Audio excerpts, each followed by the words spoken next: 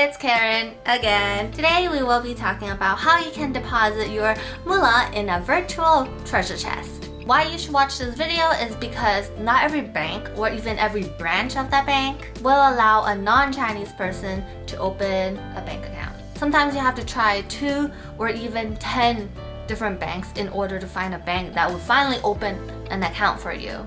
This video will be catered towards exchange students from Fudan University, but it won't hurt watching this video even if you're not an exchange student from Fudan University. You might learn something new. Let's dig! You'll need 4 items. You need your passport featuring your valid Chinese visa. Then you also need your Chinese phone number. Third item is an original copy of your admission notice from your university or a proof of hire from your company if you're here on a working visa.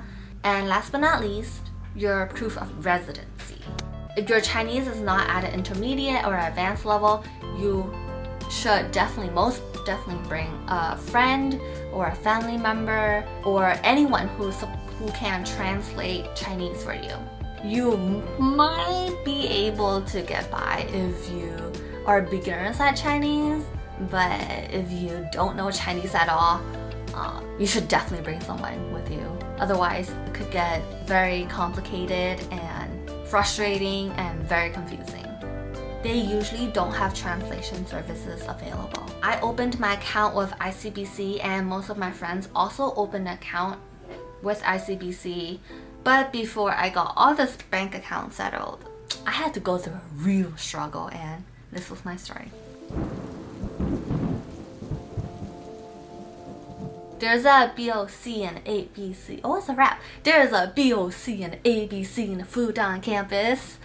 But unfortunately, I was not able to open an account there because they don't accept X2 visa, which means that you can only stay in Fudan University for half a semester. They only accepted X1 visa, which meant that you can stay for 1 year or more. A very kind soul left a comment on my video saying that now Fudan is asking scholarship students to make a bank account at BOC that's in campus. And she also said that this entire process took her 8 days. I'm not here to shit on the banks in China, but I was also very, very frustrated too when I visited BOC and ABC and I wasn't able to make a bank account even though the branch was on campus. According to this person, a scholarship student can make an account with BOC now on campus. But even then, I don't know if they are taking X2 visas. You can always give it a try and see what they say. But a year ago, for me, they didn't allow me to do that. So I had to go through a bunch of different banks. So on my 6th try, I found a bank that finally accepted me for my X2 visa. They didn't say, oh, you don't have X1 visa. I'm sorry. We don't know how to do this. We can't do this for you. I'm sorry. Maybe you can try a different branch or different bank. But anyways, I finally found a bank on my 6th try. It's an ICBC located around here. I remember walking down here and seeing a bank on the right side. I don't remember the location exactly, but it should be around here. I remember taking a turn at the little circle freeway intersection over here and then walking straight down. The bank is definitely on ground level, but I don't remember the location exactly, and I tried looking through Baidu Maps for the exact location and the bank that I was looking for wasn't popping up. So if you just go straight down that road for maybe about a 15-minute walk, you should be able to find it.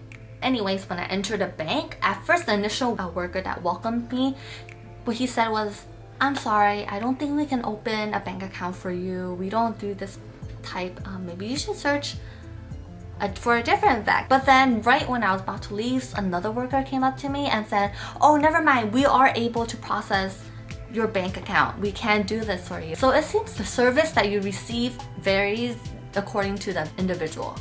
So you have to be aware of that. So I guess if the person that you're talking to knows how to open a bank account for a foreigner, then you're lucky, you're good to go. Otherwise, you might have to visit a different bank. The whole process took me about 30 minutes, even with filling out the application and giving them all the documentation that's required that I told you about earlier. I also made an e-banking online account I would highly recommend you to make an e-banking online account so you can check your balance on your phone anytime you want and anywhere you want.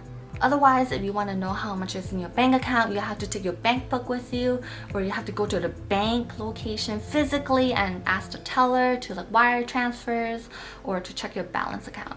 Check the balance in your account, not check your balance account. Yeah. So this is the place I went to, but there's actually a closer branch that can make an account for foreigners as well. It's located in Wujiaocheng, which is a gigantic mall.